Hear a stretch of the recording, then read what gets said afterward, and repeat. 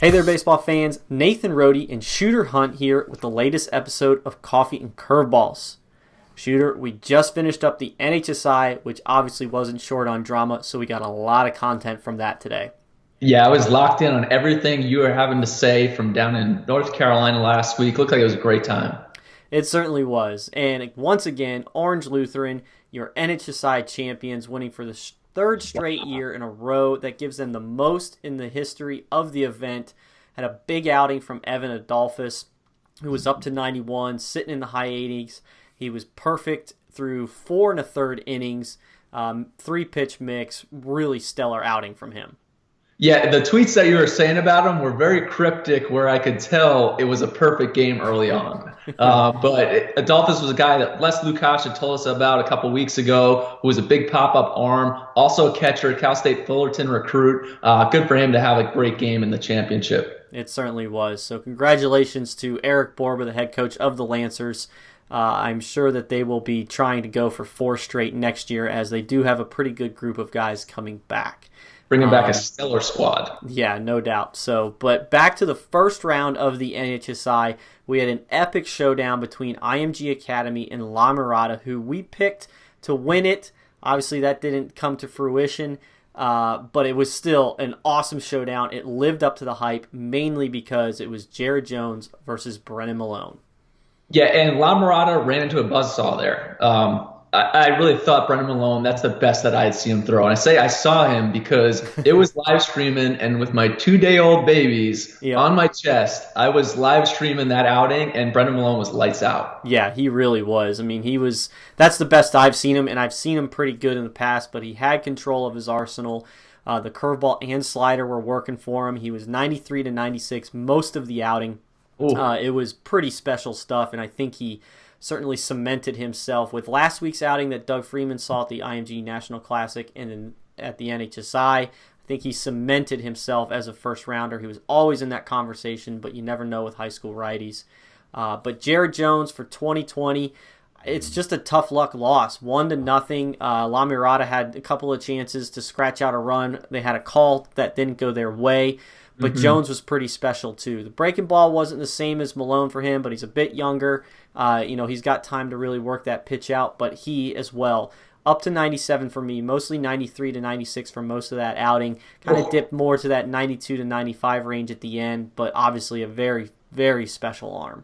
Yeah, when he gets back on that back leg and gets on top, he just drives that fastball to the bottom of the zone. I think hundreds in there.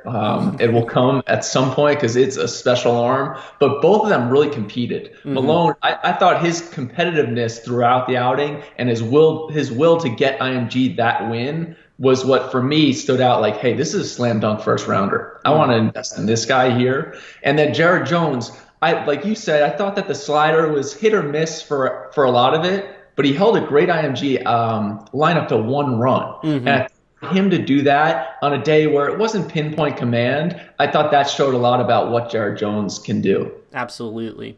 Also for IMG, Kendall Williams went in the second round for them. Was a tough loss in extra innings to Blessed Trinity. They were certainly in a position to win, especially with the way Williams pitched. Went 6 innings, struck out 10. I saw the first 4 innings. You guys, Shooter, you have seen him good. Doug's seen him good. A lot of our guys have seen him good. I've always seen him kind of just okay. You see the projection and the potential there, but I've never really seen him lights out. Well, I saw it there for the 4 innings that I was watching him. The slider still, he would wrap it at times, but he did flash some that were average, maybe better. The fastball was 91 to 93, touching 94. Okay. But he also threw a changeup that was a pretty heavy changeup.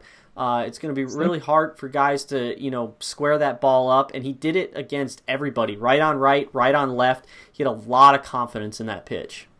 Yeah, another one. Williams, big right-hander. If it all clicks, it has a chance to be something fairly special there. So, I mean, they got another month or so left of the season at IMG. I'm sure he will have a lot of eyes on him down the stretch. Yeah, he certainly will. Jack Leiter making one of his, I think it was actually his first regular season outing. He certainly has had a couple of short appearances leading up to the NHSI, but it was vintage Jack Leiter. Sitting in the low 90s, spinning that hammer breaking ball, couple of sliders in that 82 to 85 range, just absolutely dominating the opposing lineup in South Forsyth. I mean, that outing for him was what I expected, and it was absolutely electric.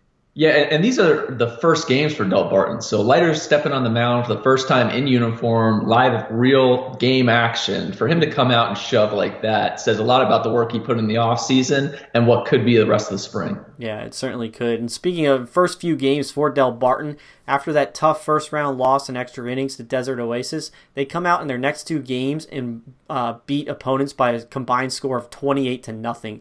So wow. We know about the pitching with Sean Rapp and Jack Leiter, but that offense was really clicking for Del Barton.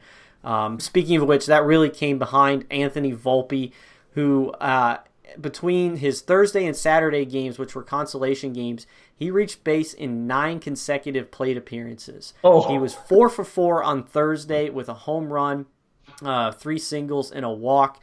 And then on Saturday, he came back and had a 3 for 3 day with a hit by pitch. Absolute leader on the field, very vocal.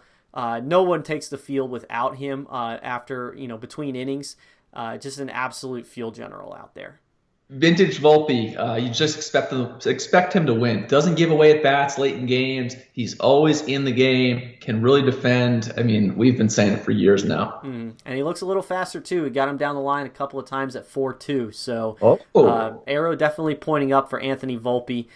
He's a player that everyone's always really liked, but now he's just, endearing himself even more. So, Shooter, let's shift on now to PBR Bomb Squad, and obviously we've got a couple from the NHSI.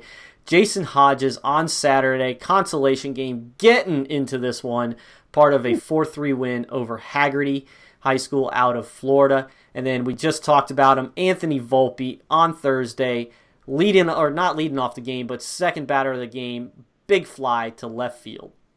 And then down in Texas, 2020, Caden Noah, a UT commit, backspinning this one from the left side, sending it deep for a grand slam. And then TJ McCants, a 2020 that we loved during the fall, real athletic, committed to Ole Miss, Florida kid, just hitting a home run here. Excellent.